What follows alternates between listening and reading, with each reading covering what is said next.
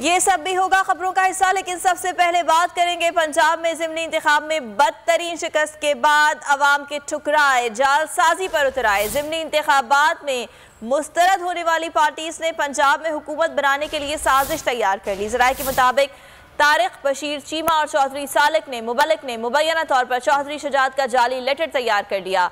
जाली खत की बुनियाद पर डिप्टी स्पीकर दोस्त मजारी को इस्तेमाल करके काफ लीग के अरकान के वोट मुस्तरद कराने का मंसूबा है। जाली खत की बुनियाद पर डिप्टी स्पीकर कहेंगे कि आपके लीडर ने वोट डालने से मना किया है, लिहाजा आप पार्टी पॉलिसी के खिलाफ वोट नहीं डाल सकते। ज़राए के मुताबिक इसी वजह से जाली खबरें भी चलवाई जा रही हैं। जब अवाम ने मुस्तरद कर दिया तो मुखालिफिन ने नई साजिश रची। परवेज इलाही वजीर आला पंजाब ना बन जाए, पूरा मंत्र पढ़ा जाने लगा।